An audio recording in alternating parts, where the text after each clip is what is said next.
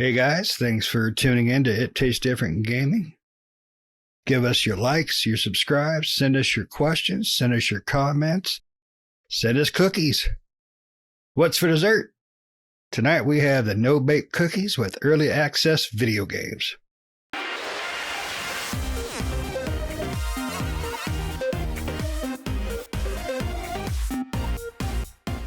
Tonight we're going to talk about early access video games, computers, consoles, whatever they come to, we're going to talk about it. So let's start with probably our resident early access guru, Nick. Nick, what is it you think about early access games? It's really a double-edged sword on that, with early access. Sometimes it's good and sometimes it's bad. I do like it really depends on how much effort the developer puts into an early access. That's really going to make it successful, right? We do have games that have come early access. One that comes to mind is Subnautica. We have Subnautica and Subnautica Below Zero. Subnautica came out as an early access game, and it got a lot of support, and it's done very well, and it came full release. And their newest game, which is Subnautica Below Zero, did the same thing, and it's about to release in full version release. And it's going to be, when it comes full version, which is very soon, it's also going to be coming to consoles. So, that's a success story. And those guys did it well. They gave a timeline and a roadmap about how they're going to utilize this early access, what they're going to do, what features they're going to bring.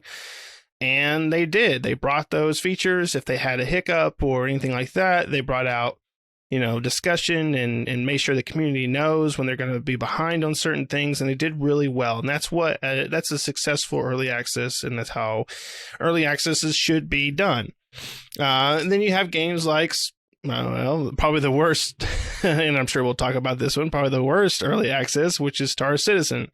That game, we don't know where it's at or where it's going or where it's been or where it's coming from. The developers are really bad about communicating with the community. They'll kind of disappear for a long time or say they're going to do this or bring out roadmaps that never come to fruition. And, this game has been umpteen thousands, billions, trillions dollars deep, with money coming at it, and it still ain't full release. It's still in alpha, and it's been 10 years since this game started being created. So, that's a failure in the early access development. And then we have games in between. Some games really do really well and some games do bad. I mean, the bad side of early access is some people using that early access label to just get that early support and then killing a game off, and that puts a bad taste of early access in a lot of people's minds and mouths and various things like that, and ideas of how early access is. And on the flip side, you have games like Subnautica and some others that have come out early access and have really brought in a game to fruition that we all love and enjoy. So, early access can be a good and a bad. There's both sides to it. And I'm sure we'll get more into that as we progress here. But Patrick, what's your idea or what's your take on early access? I'm probably very middle of the road on early access. And the reason being is because there's too many games that I've been burnt on that either due to faults of their own or faults of mine, I've kind of went into it with different expectations. And Nick had brought up the bane of early access, which is Star Citizens, because Star Citizens is never going to come out. They just keep spinning off pieces of Star Citizen to make a game, like Squadron 42. Here's our single player thing. It's not what we all signed up for, guys, when they did a Kickstarter and all that stuff. And then you got stuff like Subnautica, as Nick said. And even think of like Kerbal Space Program and The Long Dark. I mean, Kerbal Space Program was awesome if you love games like that. I played the crap out of that. Long Dark is being known for letting their players, listening to their players, because there was a lot of player input in that game when it came out to, a lot of player input, and they changed the game quite a bit due to listening to their player base. And The Long Dark is a really good game. Now, it's a story-based walking simulator, so if you're not a fan of those type of games, it might be a hard one to get into, but I actually liked The Long Dark. game. What I mean by is self-inflicted sometimes is a perfect example is Subnautica is an amazing game. But I bought the game in early access and played it when it was probably 3/4, maybe a little bit less completed. Well, a lot of stuff is missing from the game. So I got in it and I played it so much that I just burnt myself out of it. Well, there was not a lot of story in the game at the time when I played it, and a lot of this other stuff. So I missed out on all that because I got bored with it. I never went back and finished it. So I bought early access Below Zero, but I have not played it and will not play it until it comes into full version because of that, because I burnt myself on that. But there's so many games you do get burnt on. I wasn't a fan of DayZ, but I bought the early access for DayZ, and it's not that great of a game. I didn't like it anyway, and so it's that double-edged sword that Nick talked about. So I'm on the middle of the fence for those. I will honestly say that I don't buy early access games anymore unless Nick's like, hey, we should play this. I usually listen to Nick on some of these early access games. So for the most part, I don't buy in early access unless it's something that I already know the studio or developer.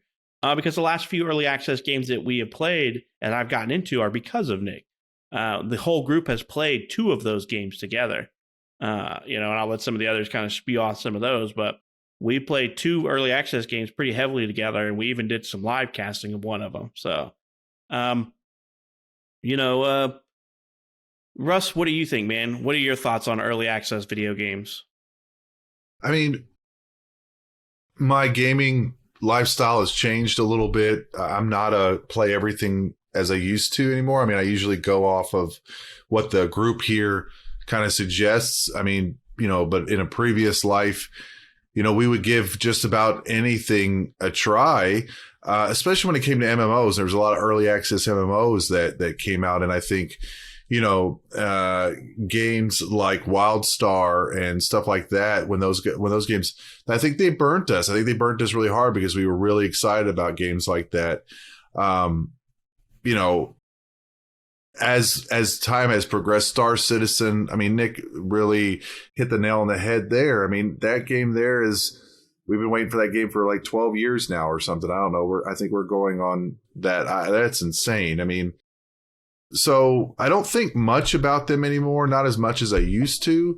And I do go off what the group has to say, but, I will spout one of the games out there, Phasmagoria. That one there was a great early access game for us as a whole. I mean, I did have to throw some underwear away, but at the same time, I really enjoyed that game. So Nick hasn't quite lost the seal of approval because he's very particular about them. He suggested one just the other day. I am actually looking at getting that probably next payday. I'll probably give that game a shot because everybody knows I love a Diablo simulator more than anybody, especially since I've learned how to play it. But overall, it's maybe I'm middle of the road, or maybe more I'm just like kind of go with the pack on those things. I'll let Nick, kind of go at that and see how he feels. Even though me and Nick have a lot of we vary in the games that we like, we still, I mean, if he says this is a good game, that usually means it's a really good game, unless it's like 8-bit, then I don't trust him at all. But, but Shane, what about you, man? What do you think? I don't have a super ton of experience with early access, mainly because I can't remember what it was. The first one I tried, I was like really bummed and disappointed because it felt like just an awful demo of what could have been cool, but they just didn't care. So it was like too early access. I can't remember what it was, but I wasn't happy. Early access to me is a glorified demo. For the most part, and I love demos. I think every game should have a demo. Microsoft used to be that way. I think demos are good for not just the consumer; it's good for the developers. And early access can be that. It can be good for for both. I mean, it gives you an ideal of what you're getting into as a gamer, and it gives the developer an ideal of what they need to do better, what they what they are excelling on, everything like that. My negative experience most recently was probably We Happy Few a couple of years back. That was early access. It was cool in a way. It was weird, and but it just didn't feel right when I played it. It didn't feel completed, and that bothered me because there was a lot there. But it didn't feel early access. It just felt like a broken release. But then you have oh God, Deep Rock Galactic. Love Deep Rock Galactic. We play the crap out of Deep Rock Galactic. They keep out. How long has that been out in early access? Quite a while, has it not? Anybody know off the top of their That game's melon? actually released now. I don't think Is it's it not actually early access. released now? I think it's released now, right? I'm not sure. I think when we did start playing it, the first time we played it, it was in early access. That I think when we started playing it again, it might have been early access, but it may have released by then. But yeah, that's a good example of developer that's really taken an idea, like you were saying, Shane, with Deep Rock. When we first played it, it was like, this is cool. I can see the potential in this, and they really expanded upon that potential and came out with a really awesome, fun co-op game. I mean, that game is a blast to play, and it's something for all four of us that we will, occasionally go back to and be like, hey, what are you going to play tonight? I don't know, what is there? Let's play Deep Rock. Okay, Yeah. still have a blast playing it. Yeah, I've still got it installed. That is not a game I would play, by myself. It's not a game I would have probably picked up. I mean, it's not a game I would have picked up. Nick suggested it. Early access kind of scares me off a little bit, but I don't know when in the access part we jumped in, but where we jumped in at, pardon me, it was fantastic. We had a great time. We enjoyed it. We played the crap out of it. The developer, I'm not sure how much time they took to listen to the players that have played it in the early access and what kind of changes they made. Because when we jumped in, it was pretty polished. I mean, I can't really think of any major glitches or crashes or anything like that. I do remember we had just lots of fun, lots of laughter, and that's what kind of game that is. But then there's games, Conan Exiles. I tried that one. I forgot about that one. I mean, that was like. Yeah, that was a long. That's still being played, though. Yep. Yeah. Shane liked to play that one. He liked to make the man meat visible in that one and swing it around. No, you couldn't do it back You then. could. Better. You could, yeah. Yeah, I don't remember that. I was I wasn't about that game. I wasn't looking for the dingling extension. In the early access, it was broken because you could make it you can make the proportions on male and female gigantic, human size, and it was just a joke that went around for a while. But I think Conan the Dongarian. I think that's the problem. That you just kind of nailed it with one thing that you just said, and it's expectations, because there is no clear definition of what early access is. Early access could mean anything. It's whatever the developer decides, because you could bring people in at alpha build 0.01, and bring them in at that opening credits, early access. Yeah, and you basically, and that's the problem, I think, is that where some developers abuse that type of thing, because they're like, well, here's my early access game, and I want to charge you $20 for it. So basically, they're looking for people to help them develop a game, and you have to pay them to help develop a game, because they're like, hey, I have this idea, and I have this skin of a game, and I want you to help me build it. And it's going to take us, 6 years to develop this game, but I want you to pay me $20 now so we can keep doing this. To me, that's what crowdfunding is for, like Kickstarter and all that stuff. You give me money because you believe in the project that I'm going to go, and I will give you benefits. I'll let you come in early access or early alpha, because a lot of times it's hard to tell what a developer has done and hasn't done in early access, because I look at things like I'm trying to think of like Don't Starve and stuff like that were really well polished, or even the current one that me and Nick were playing most recently, which was Valheim. that game is early access, but it feels like 90% done. I mean, it feels great. And it's like, okay, I honestly felt like the money that we spent in that one was well worth it. I would have paid for that if it was a full game. It felt like a full game to me. We played a lot of it, and they're still adding to it. And I can't wait for them to add more stuff to it to play. But I think it's expectation, really, because a lot of times I get into early access not because, and I probably get into early access for the wrong reason. I want to get into early access to play the game. I don't want to get into early access to help you develop the game. And that's probably a fallacy of my own on top of that. Like, at what point do you chop off early access and beta? Like, and Patrick, what would you be able to do if the developer gave you the proper expectations? For example, I mean, with Valheim, you had the expectation that it was a early access game, but when you got in there, you didn't feel like it was an early access game. So what are those two differences? Like, where does that line come into play? Can you come up with like an example or two where you said, okay, like, for example, we expected Star Citizen to be out 5 years ago, and this is a very generic example just to kind of get the thought rolling. Whereas now we're going into 12 years and we're expected to pay $1,000 to have a ship that we can fly in one quadrant or something like that.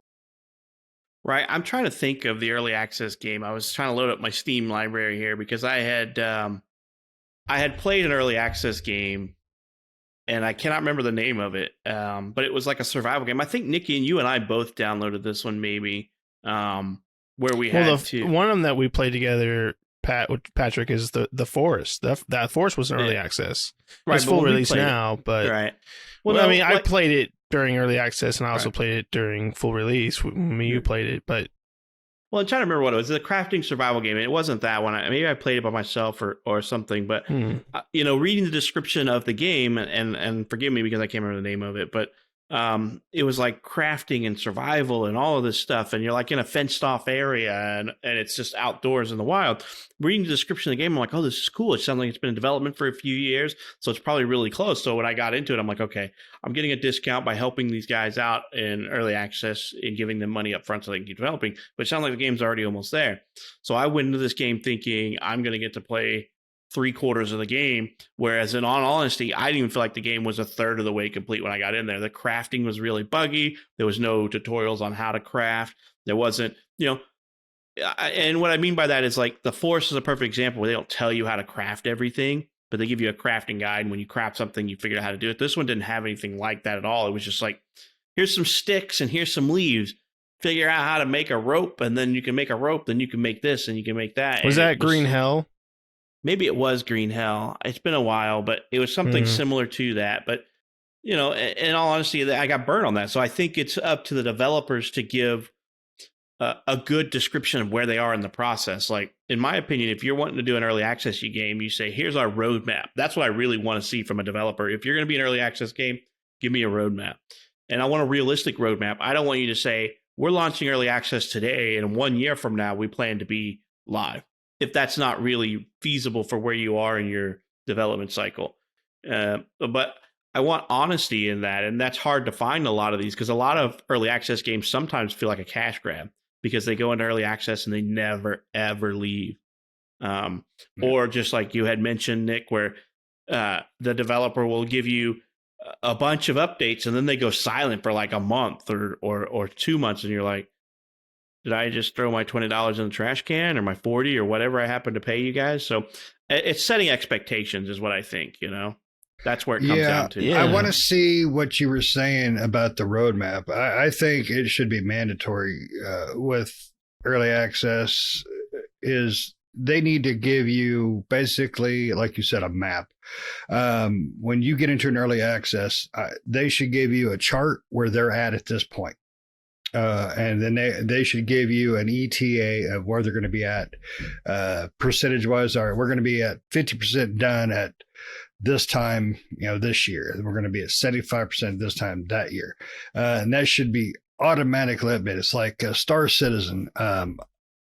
All I know is Star Citizen is the EA of early access. they're con artists, they're scammers. To me, I think they should be shut down. Everybody should get their money taken back because from what I've heard and read and everything, it's a scam.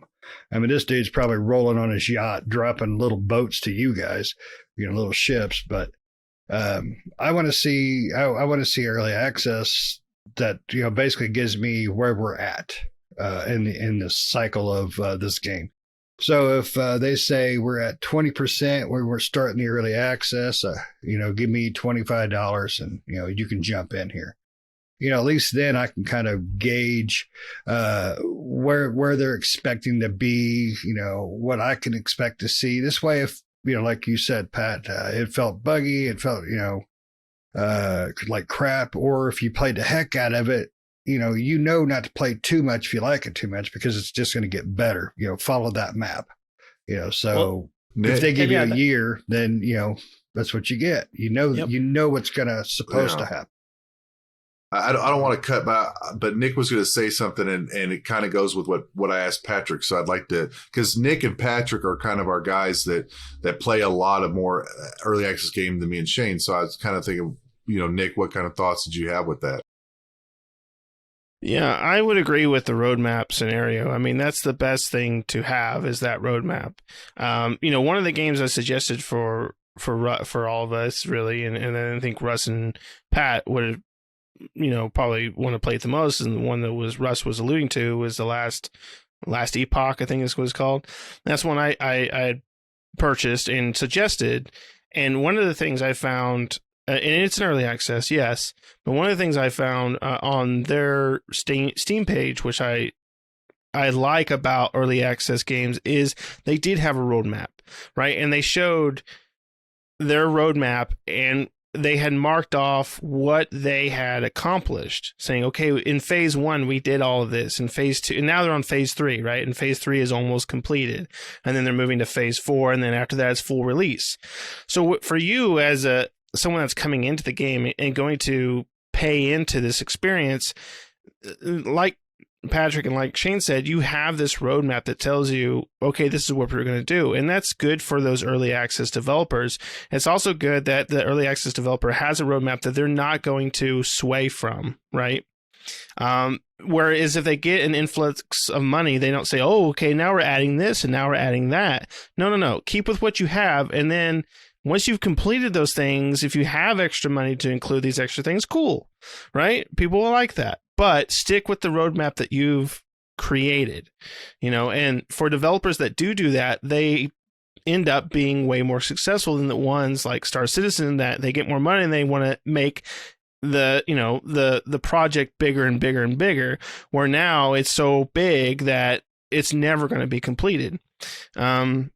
So for me, that's what I look for. I look for, does the developer have a roadmap? Also, what are other users saying about the game? The ones that have purchased the game, what are they saying about the game? Do they say like, hey, this game is pretty cool and you should check it out. It's got a lot of, it's got a lot going for it, or this is not worth your time, or maybe it's cool, but we never hear from the developers. Well, then that's a kind of a shady sign. You're like, I'm not sure about that, because some developers do make that early access. They take the money and they run, right? And they don't make a product that's worth your time. So you really got to, when you're looking at early access games, you as a consumer has got to do your homework as well. You can't just go in just because it says early access and think, okay, I'm getting the whole kit and caboodle, because you don't know. You got to look at the track record of the company. Sometimes it is brand new companies, so therefore you can't really look at their track record. You just got to kind of go on forums and Steam pages and various other things like that and see what the community says about the developer. Are they getting behind this project and keeping up to date and talking with the community? That's another thing too. If they go silent for long periods of time without answering anybody's questions or updating users, that's bad too, right? They've got to keep a constant line of communication with their community. Otherwise, that community is going to turn on them because they're not... because you're with an early access, the one thing the developers got to realize is you're buying into their idea, right? Mm-hmm. You are basically, you're not just a consumer, you're like a stockholder at that point. You're saying, okay, it's like an episode of Shark Tank. You're going to put your money in, right, to this early access, and you want a product to come out of it. So that's what, the developers got to realize, that us as the community is putting our money into we're investing into your product, and you need to bring us some capital. Right. Yeah. I like the idea of a roadmap because it allows, just like you said, it allows a couple of things. It allows you to see that the developer has a plan, but it also lets you see, let's say that you're in a wait and see mode. You're like, their roadmap is super early. I don't necessarily want to get in at this level because I don't want to put the time sink in to say, hey, you guys need to fix this, this, and this, or, voice my thing to help them develop the game. Mm-hmm. But it allows you to also see, let's say that you're at the halfway point. It allows you to see if they met milestones that they said they were going to meet and how close to deadlines and dates that they put in there. Because what we don't want to see as a developer, just like Nick said, we don't want them to go silent and they only give an update every 2 months. And you're like, what's going on? or maybe details behind the developer help with that, because Russ mentioned Phasmophobia that we all played. It's a one-man studio, and we found that out just because we were super interested in his game and we wanted to know what he was planning to do, and we found out it's one person making this game. So I can forgive one person making a game if they go a few weeks without letting us know what's going on, because he's putting stuff into the game, he's taking his time, he's making all this stuff making all this stuff for the game. That's understandable. But if we see a roadmap and about us, and you're like, okay, this is a 20-person team working on this game, or a 10-person team, and you're like, I haven't heard from you guys in like 2 months. Who's your social media manager, or who's your front person that's supposed to be talking to the team? So I don't usually buy in at the super, super early access, except for if Nick says that. Like I said, Valheim, we got into Valheim like the first week it was out because Nick was like, we got to check this out. So roadmap's definitely a good thing to have. And I think it'll take a lot of weight off my shoulders of going, should I or shouldn't I do this? Yeah. Right. And the good thing about Phasmophobia too, real quick here, is that it is one developer, but that one developer did have a roadmap. He did say what was coming, and he was very good about keeping in line with the community. And that game has changed a lot since we played. They've added all sorts of new stuff, all new mechanics, all new ghosts and various things. Like, all sorts of stuff has changed and evolved, and he's kept on that roadmap. So even though it is one developer, that's a perfect example of an early access game that is going to make it once it hits full release. It's going to continue its stride and be a full release game that's a lot of people, because people still play that game a ton today. Oh, yeah.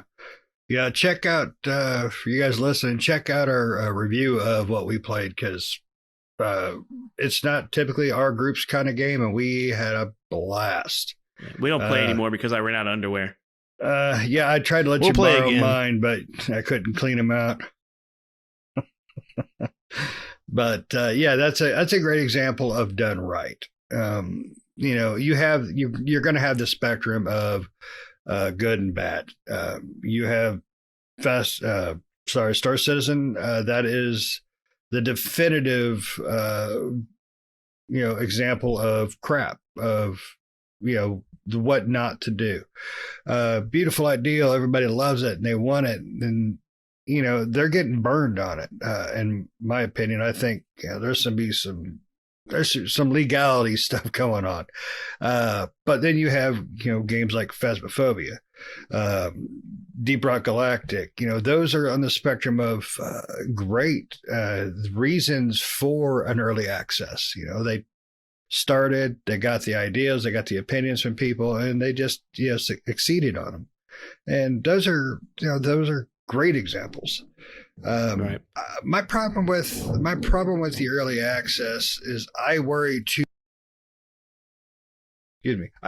much about thieves. To me, giving money for something that's not done, I mean, it's like buying a half-baked pizza. I don't know. It makes me nervous. That's why I like, if it's on early access on Game Pass for Xbox, boom, I'll try it out, because I'm not out of money. But it makes me nervous. The only way we're ever going to get a standardization is if these platforms start imposing rules on early access games, because I make a joke about it, and we all make a joke about it, that Steam doesn't have anything but early access games anymore, because it seems like everything that's on Steam is in early access. And it gives those developers and studios a platform. But I honestly think people, housing studios like Steam, they need to set rules in place. And I'm going to ask you all this, and I'll start with Russ. Russ, what do you think? If you have an idea or a rule to help wrangle the wild west of early access games, do you think there's some hard and fast rules that could help it?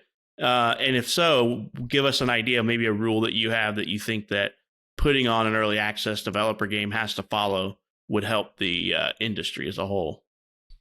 Man, that's a good question, actually. It's a really, really good question. And we've talked about the roadmap a little bit, but I guess we're going to get more specific within that.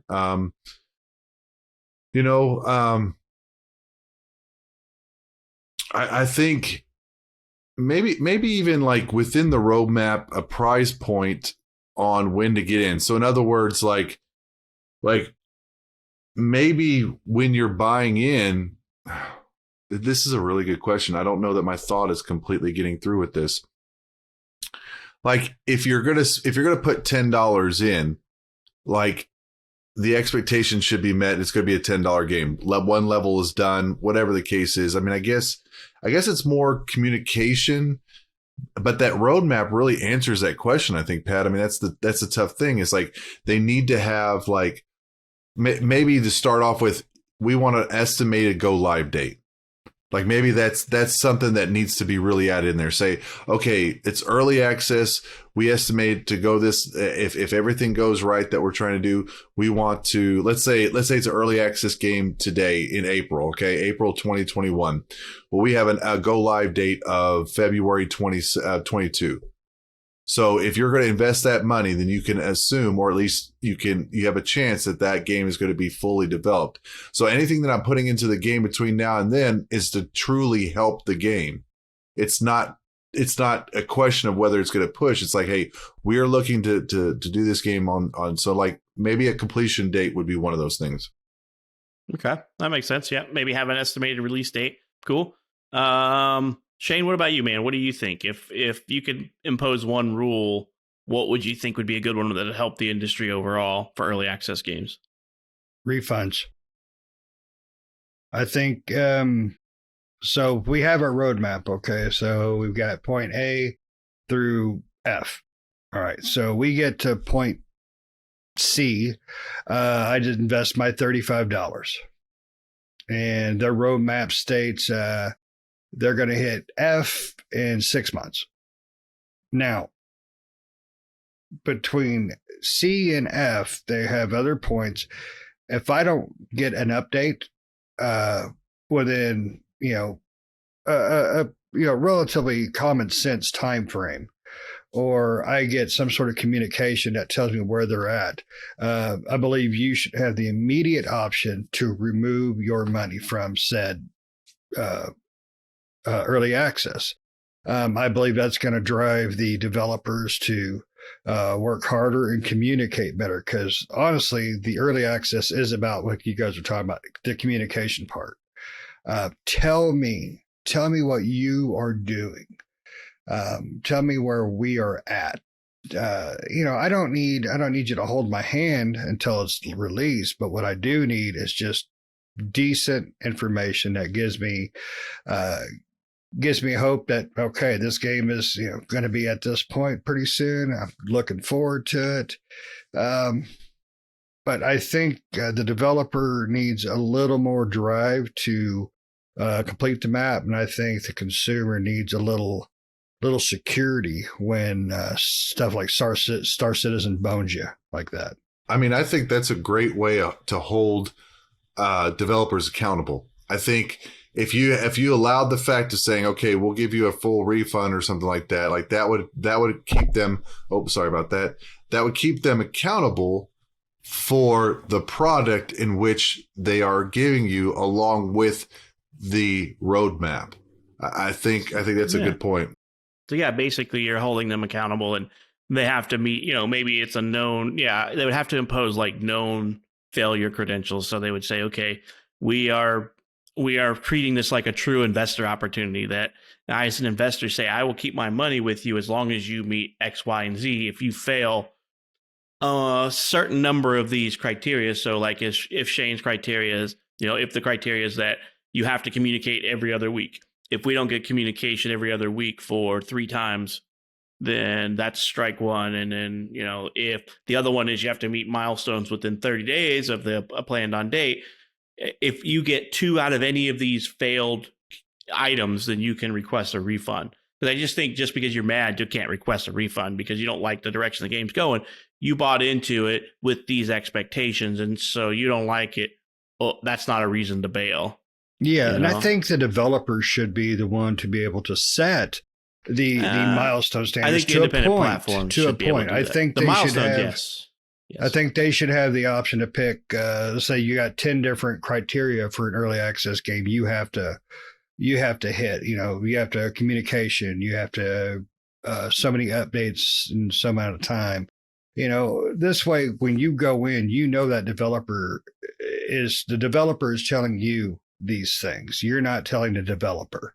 See, and I don't think the developer should do it. I think the third-party independent should, and the third party would be in the case of like Steam. Steam says you as an early access have these 10 criteria, and or 7 or 5 or whatever it may be, because there should be tiered types of early access. And it says if you fail 2 out of the 5 or 3 out of the 7, the other party may request a refund, and you must present it. Okay, that's a pretty good one. I kind of like that. Nick, what about you, man? You got something in your plate that you think would be a good hard, fast rule or a good rule for early access, so that to keep the pool good, I should say, to keep the games flowing and the developers, true. I'm gonna go. And those were both great ideas, that Russ and Shane put out there. I think, especially, we talked a lot about roadmaps. I think roadmaps should definitely be a required thing. Because not every early access developer has a roadmap. I think a third party like Steam or something should require to have a roadmap and a working prototype, especially if they're going to be that early to early access. They have to have a game that is functioning and fully functional, and have some something to show off, as well as a roadmap, is to say these are the things that we're going to hit. This is when we're going to hit those items. This is the kind of going back with Russ's thing. This is the to be expected hit for these different milestones. Russ was talking more of release date, but it still kind of goes in point with the milestone things. This is when we're expecting to hit these various aspects of our roadmap. And here's our working early access prototype, and whereas Steam, and these third party developers have to do some work too, where they have to look at this and say, okay, is it a functioning, yes, are there going to be bugs and various features not working? Sure. But is it a working prototype? Yes or no? Can it be considered early access, or is this considered something that's not, right? Yes or no? And then, determine from there, do they meet these standards? Do they have a roadmap? Do they have these ideas in place on when they're going to, and maybe even a projected amount, right? How much money do they think they're going to need to complete this project from all their the things that they're coming up with in their roadmap and various things? How much money do they think they're going to need? How much? So, and then for, you could go into like how much should they be charging on Steam or various things like that to be able to hit these milestones and stuff. So, but I think it all comes down to, again, just the roadmap, being able to make sure you have this dedicated roadmap to outline your project and to have these certain dates and timelines. So that way you can keep constant communication and kind of go back with, what Shane said. If you don't meet these particular roadmap ideas, or you deviate from the map, maybe that's a ding, maybe that's a ding that says, hey, that's an X on there. And, while it's in early access, it can be fully refunded if you hit so many of these negative spots, kind of what Shane was talking about. So, yeah, I think their roadmap is definitely a requirement. I like that. Yeah. I like that, having them to do something like that. It's very interesting. And before we get to Pat's kind of a suggestion here, I'd like to consider a thought about what the things that we just all mentioned a little bit, like the risk. Now, again, luckily, me and Shane have two really good friends in Nick and Patrick, because we're huge board gamers. We're tremendous board gamers. We love it. We really enjoy it. I mean, let's be honest, Shane, 90% of the board games are bought by those two. And we are blessed enough to get to play those games. But they back Kickstarters. They back Kickstarters. And the thing is that in a lot of those Kickstarters, there's a lot of information within it about that game. It shows the pictures of what everything you're getting. It shows like, you know what the expectation is. I don't think we've played a terrible Kickstarter yet. There's some that maybe been a little bit more complicated, but we've pretty much enjoyed every Kickstarter. I think the gaming industry, the video game industry, might be able to learn a little bit by let's see a little bit of your product before we go into it. I mean, Nick and Shane have backed games, $200-$300 in some cases. I mean, maybe it's even combined that they're putting that much in there, because maybe Nick's putting 100 in, maybe Patrick's but they're putting money in. And I mean, that's a huge investment when we're sitting here comparing it to a $20, $30 early access game. And so maybe they could learn something from that. Yeah, I would agree with that. Before Pat gets to his point, no, I would agree with Russ on that, with the way the board games do Kickstart. One thing the board games do, and correct me if I'm wrong, but when you Kickstart a board game, a lot of times, not always, but a lot of times you get that little extra when your copy comes in. You get, some, better detailed pieces or whatnot. I don't know. Just as an example. And that's one thing early access should do as well. It should also give you specifically a little more reward for backing them early, for the belief in them.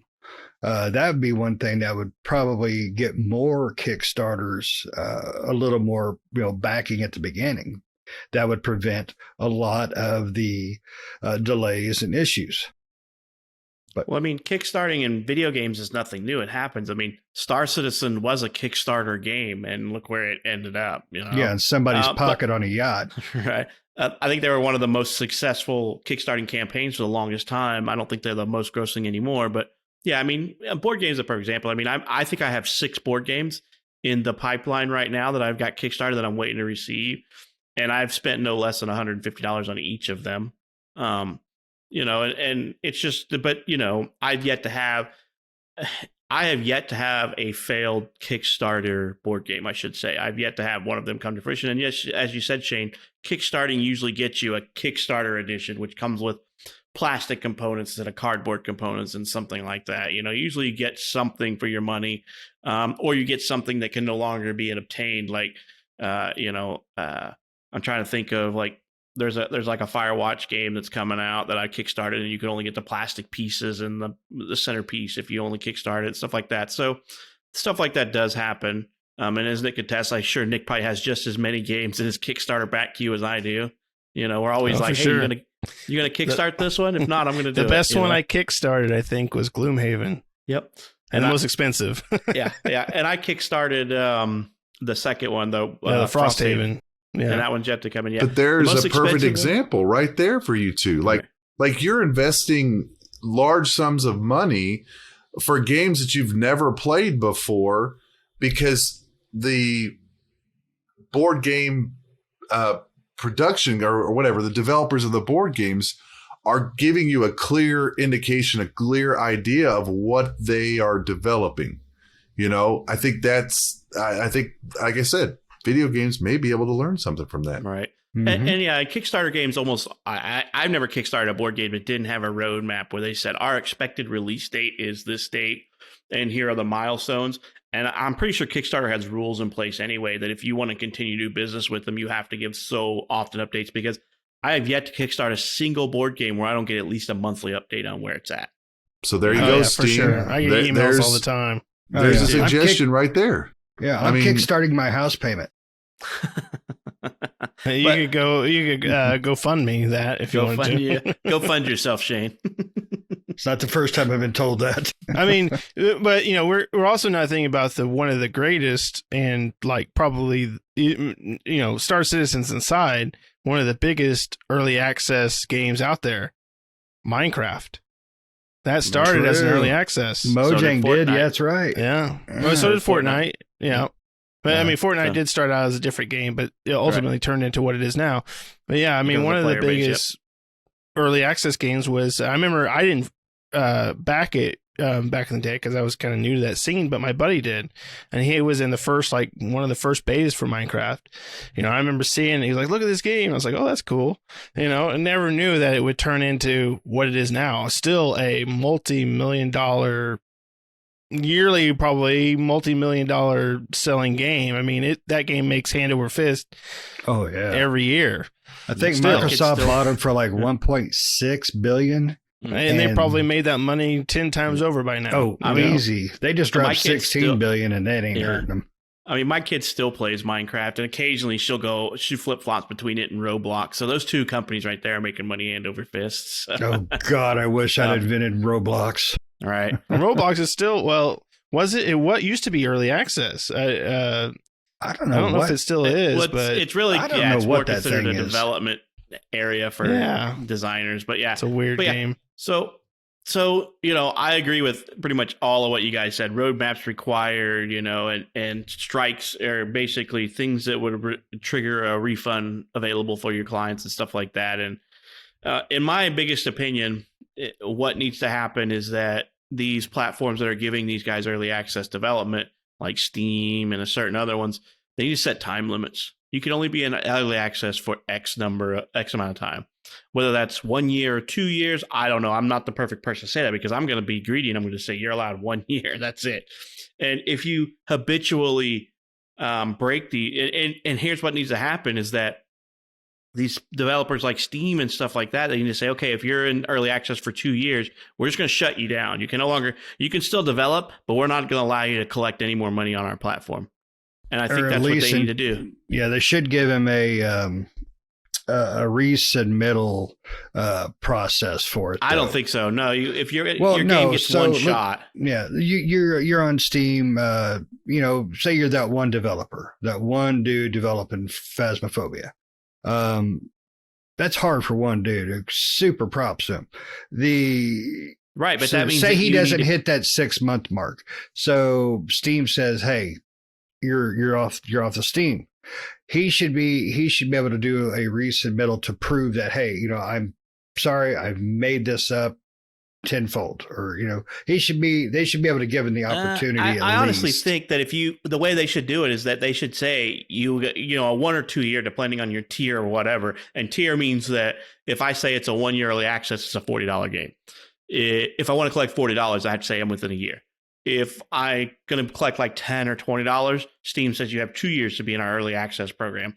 And what ends up happening at the end of that term, they don't just delete your page off of Steam or wherever you're at. They go, you can no longer monetize through us for this game until you release the game, which means your early access buy page is gone, but you're still developing and stuff like that. I gotcha. And I think for companies who habitually do this, Steam just needs to go, 3 strikes and you're out, buddy. You put 3 games on our development on our platform, and none of them have come out of early access. You can no longer release an early access game on our platform as this person or development studio or whatever you're trying to develop. That would prevent abuse of the system, in my opinion, to some extent, because you have games that are in early access for 3-4 years and never go anywhere, and they always feel like cash grabs. So Steam and those guys need to come in. It wouldn't stop the people like Robert Space Industries who just open up their own website. And if you want to pre-order, you go to their page and buy that $100, $200 spaceship or whatever, or pilot license for that ship or whatever. Yeah, they can suck. And that's what I think is. I think that will help. Or a lot of those MMOs. You got those early access MMOs that are still in early access, and you got to pay some of them are like $200-$300 to get into the founders pack, and it's been like 5 years and they're still in alpha. No, they ain't foundered it yet. Well, maybe that's a good point though. pet you bring along there. Like maybe like alpha is 2 years and beta is 1 year, like something like that. Even like you could even tier it like that. Even, I mean, I know some alphas take longer than others, but I mean, the thing is that, well, if you're not ready to come out of alpha, you shouldn't be giving your game to us. I mean, like if you're not ready, I mean, yeah, I know you probably need funding and stuff like that. Well, then build your timeline around that.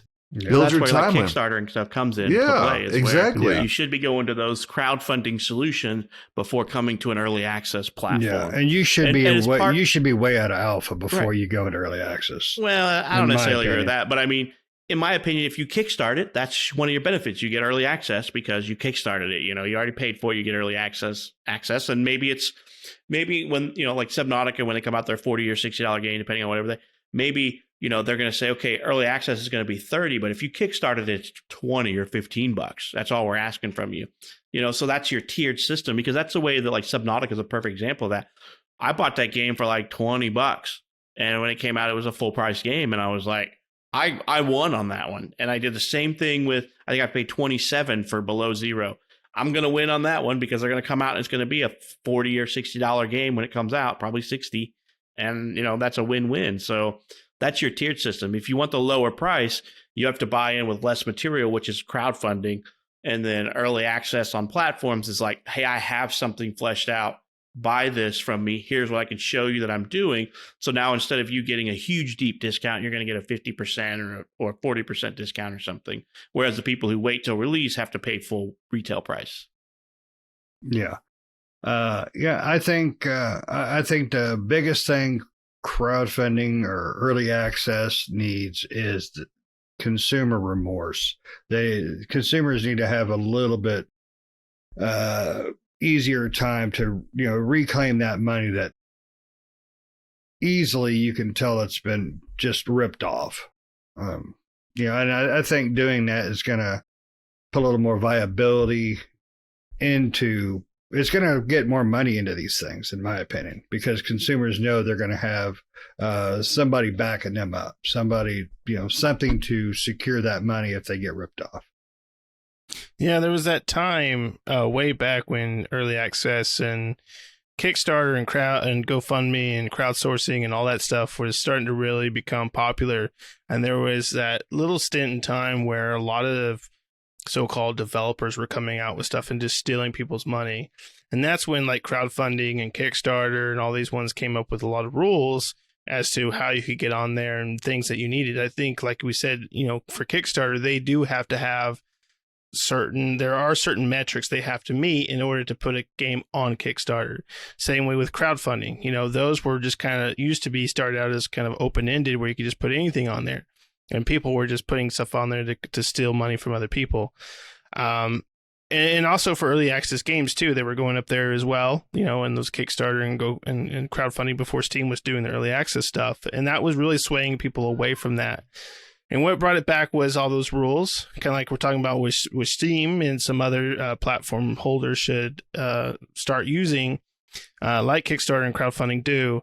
And then, you know, those developers that were really brought it back also is the developers that did pull through with their games. You know, they did come on there with the intent to release something that the community is going to love, and that brought the community in to want to crowdfund or kickstart these projects, which then brought in, you know, Steam Early Access and Xbox's whatever they call theirs, Greenlight, or no, that was Steam. That's Steam's the old Greenlight, but yeah, something. Whatever, early preview or something like that. That Xbox calls theirs, and then I don't know if PlayStation has one or Nintendo has one either. I'm not sure on those, but. You know, and that brought people into that fold. So now early access is a little bit more, you know, it's a little more out there on Steam. I mean, it's pretty prevalent on Steam nowadays, but you do have a lot more developers nowadays, I think, better than we used to before, that are releasing games to full production. So it's a little bit easier, but you do get to, you know, when you go out on Steam and look for those early access games, you really got to look at, Like I said, does the developer have a timeline? Are they keeping in constant contact with the community? Are they giving them updates? What is the community saying about these things? Are they happy with what the developer's doing, or are they not? And why are they not, or why are they? What's going on there? And if you find a developer that people are like, hey, this is really cool, and the developer keeps in constant contact, and they got a nice roadmap, then you're probably going to have a good time with that game, and like Patrick said, more likely you're going to get it at a discount. Most early access, not all, but most early access are cheaper than they are when they're full release. So if you find a really cool game you like, and it is, like Subnautica in the sense where it's like $20, hey, pick it up, because more likely when it comes full release, it's going to be $60 or something. So especially, and also if you like what the developer's doing, that's going to be putting money in their pockets so they can help develop this game even better. Subnautica was early, but I mean, when you play that game in early access and you got in there and started playing, you're like, wow, when this comes full release, this is going to be an awesome game, because I can just see the potential from it. And when it came full release for Subnautica, it was an awesome game. That's why me and Patrick have kickstarted or crowdfunded or early accessed Below Zero, because we love Subnautica and we knew Below Zero, their second game, was going to be just as cool or not better. So that right there told us, hey, let's go get that one too. I mean, I was just sitting here listening to everybody, and I was just doing a little research and looking and reading something. Like you talked about Minecraft, Nick, and it was in alpha. It was in alpha for 3 versions, and then it went into beta.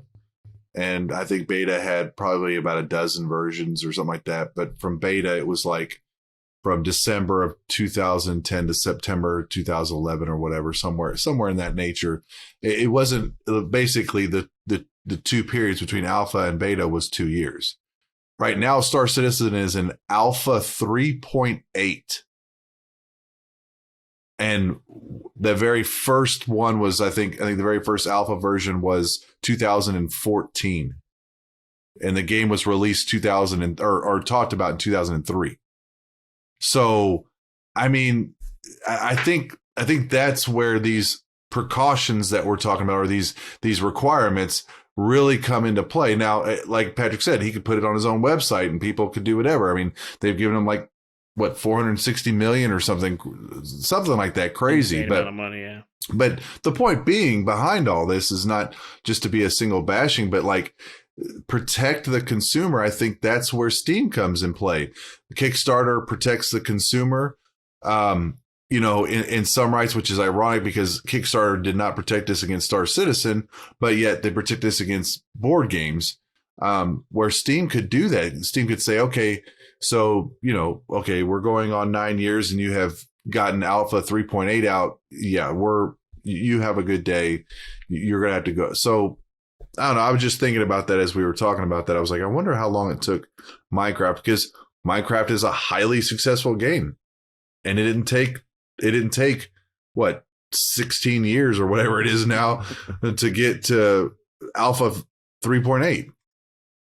Well, the problem is that we don't hear about a lot of these games in that early stages where they're talking about stuff. I mean, I am by no means defending Roberts Space Industries on their practices, but I'm just saying, like, a lot of times we don't hear about a game unless it's a Kickstarter game. And I think most of the time, on average, a Kickstarter game is like 5 years, 4 to 6 years on the time it kickstarts to the time it comes out, because when you some of the times when you kickstart a game, they don't have anything. They're showing you concept art.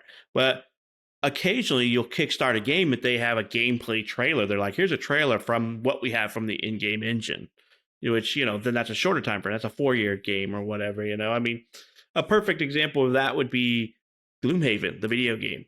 I think Russ is the only one of us that owns that out of the group. Because I don't own it, but it's been in development for quite a while now. So, it's it's getting in that time frame where you're like, what's taking so long? But for me, there's enough in it though to appreciate the purchase. I paid $20 for it, and right. Even though it's just single, it's mostly I think they do now have some multiplayer. They put some in about 4 or 5 months ago. but just the single player storyline. I mean, I'm going to slightly disagree, Patrick. I actually am glad I bought it. I sit here of an evening and I'll play some of it. Now, it's not buggy as far as I'm concerned. It's actually taught me a few things that I wasn't sure. We have some rules issues sometimes when we play, and it's taught me some things with it. But right, I hear what you're saying though. Yeah, but we also have to sometimes think about, and Russ kind of, I don't know if he would say open eyes, but we complain about these video games, but I have 6 Kickstarter games with probably over $1,000 invested in them. That I should say, because they're around $150 to $300 each sometimes. And I'm not complaining about those as much as I am about video game early access, but there's a difference. With a board game, I don't get to play it until it's shipped to me, and then I get to put my hands on it. So I have not in a very long time, and I think it's good to Kickstarter's rules and what they've done is the reason why, but I have not had something that I Kickstarted that failed. Normally, because Kickstarter has rules, it says, hey, you have to have a goal, and with this goal, you have to prove to us that you can make the product. And so I've not really had a failure in that aspect on the board game side. Whereas in video games, that happens. They just stop communicating, and the developer just goes dark and disappears. So I am way more leery about kickstarting a video game than I am a board game for some reason, even though it's usually cheaper to kickstart a video game than a board game. Yeah, definitely. I know we're probably about done with this, but I did want to bring up one Kickstarter that infuriated me. I don't know if anybody remembers it. 4, 5, maybe 6 years back at an E3 on the Sony stage, they brought the creator of Shenmue 3 out. And they announced Shenmue 3 is coming. Sony was going to publish, and you could kickstart it. No, Sony can kickstart their own crap. That bugged the crap out of me. A $1 billion company like that saying, "Hey, can I have $10?" Yeah, no, that's becoming pretty prevalent though too, and that's really a big problem in the board gaming industry. And there's a lot of them like CMON and those guys. They're huge board game developers, but the majority of their games come out on Kickstarter first, and you're like, you guys are making money hand over fist. Why are you kickstarting your game? Because they don't want to do any of their own risk investment. Yeah. So that's becoming a big prevalent thing in the board gaming industry, where it sounds like the video game industry is kind of teetering on that by using early access as a crutch, because early access, in my opinion, is a crutch. It's a way for you as a game developer to tell the fan base to go, not all of them do this, but some of the more dirty and underhanded ones are just like, it's early access. Of course, Buggy, leave me alone, instead of, and they just leave it in that. It's in perpetual early access. And you're like, come on, it's been in early access for 3 years and I still can't throw something in the trash can. I still can't delete an item out of my inventory. Yeah, it's a byproduct of the shovelware days from the Wii. I mean, they're just allowing garbage to be thrown out and the customer has no recourse on most of it. And that's wrong. Probably the last thing I could honestly say about this subject is we need regulations on it. And I don't mean federal. Don't, keep the government out of that crap. You mean self-imposed video game industry regulations. Yeah, exactly. I think Steam, Microsoft, Sony, Nintendo, anybody who allows an early access video game must set up a protection system for the game, for the consumer. It's ridiculous to basically toss out money to somebody that doesn't really have to say, I'm going to finish it. Well, Shane, since you brought up that controversy, did you actually buy Shenmue 3? I did not. Because it's out, right? Yes, it is. And I want to play it so bad, but it's on principles and morals actually, at this Nick, point. Didn't you buy it on Xbox? It's not out on Xbox. That's only PlayStation, yeah. I swear to God, you said you'd bought that. PlayStation and PC, I should say. Yeah. I do own it for PlayStation. Okay, maybe that's what you said. But anyways, yeah, I was wondering if you bought it. I love the Shenmue series. Back in the day, I just loved it. I know the new one probably sucks a butt, but I'll play it eventually. But I wouldn't pay more than $5 for it, to be honest. Well, it's on sale for $50 right now on Steam. Oh, let me get out my Hell No card. But yeah, I mean, I am probably a little bit more critical of video games on Kickstarter or early access than I am board games. I end up giving the board gamers more leeway, and I spend more money, which doesn't make sense. I don't know why. Yeah. No, but I could understand it though. Cool. Well, the problem with board gaming, just one last thing here. The problem with board gaming, though, too, is a lot of these people, especially the big ones, like I'm the same. I'm worse. I'm bad at it as well. You know, I'll throw money into a big, board gaming company on their Kickstarter page. But the problem they make it too, what they start doing as well, is they don't sell them in stores, right? You can only get them through Kickstarter, or they do sell them in stores, but it's like 3 years later, right, that they're going to have them in a store shelf. So if you want to play them now, you got to Kickstart it now. And that's kind of the slimy business that they put it in, is they just make it for the Kickstarters because they know for most board gamers, that's where you're going to get it, right? And then they'll throw it to retail way down the line. Right. Yeah, but And essentially you're just ordering online, which and you hope it's everything good, is. right? Well, you're ordering online with, like, if it was on a boat from China, but it had to sail around the world like a dozen times before it got to your door. Oh, got stuck in the Suez? Yeah, behind whatever. Evergreen. The Evergreen. But yeah, so I mean, I am way more critical of video games than I am of board games, and I own a lot of board games. I own I way couldn't more tell video games. behind you. But I own way more video games than I do board games. But I don't know which one's worth more anymore. I think your board games are. I might have more video games because I buy a lot more digital than I do physical anymore, and so. But I think your board games are worth more, Pat, just because. Well, yeah, because I can resell them. I can't resell digital. Well, not just that. It's because they're not digital. They're a physical copy that you can break out and play with at any point. Powers up, light up a candle. Except for the Legacy, those are not resellable. It's one and done. Yeah. Well, you can resell it. It's just gently used. We opened everything. Slightly completed. It's like, hey, here's my crossword book. Here's my completed video. Here's my completed board game. Here's Pandemic Legacy. Sorry, we named all the viruses. Very lewd Pump names. penis. and we lost in the last 2 months, so have fun with that board. Yeah. So, well, cool. Well, yeah, I mean, it sounds like there's some rules and regulations, internal video game regulations that need to be put in place, in my opinion, to make things feel more safe and secure. But I will say that it's gotten better over the years. It's not necessarily gotten worse. But just because of the nature of things and the number of people and the number of developers and stuff, it does seem like there's nothing but early access games on Steam anymore. But it's a product of our own doing, instant gratification. We can't wait. I hear about a game. It's going to come out in 2 years, but I got to play it now, so.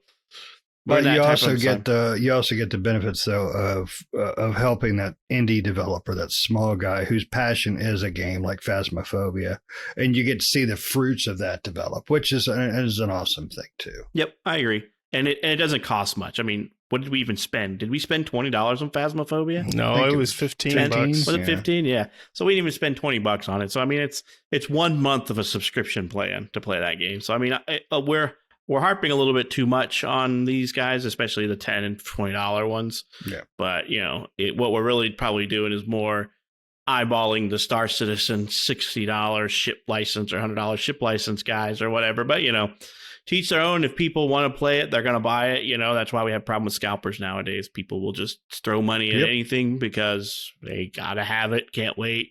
I don't want to wait for that game to be $60. I want to buy it now and spend $260 so I can play it now. So it's that mentality of instant gratification and more money than sense sometimes. And remember, when you buy from a scalper, you're not fixing the problem. All right. So the more you know. The more you know. G.I. Joe and LeVar Burton would definitely be in love with that, huh? Yo, LeVar. Right. Anybody else got anything else they want to throw on this bonfire before we wrap it up? Nope. Just nope. Look for my Kickstarter. It's called Help Me Pay Off My House. It's a GoFundMe. Right. Sorry, my GoFundMe. No, if you Kickstart it, I could let you move in for a week. All right. Well, Shane has thrown up his batch of no-bake cookies because he forgot to put raw eggs in it. We're going to have to wrap this one up. Yep. All right, guys. Well, we appreciate you guys tuning in for us on this episode, and we hope you tune in on the next one.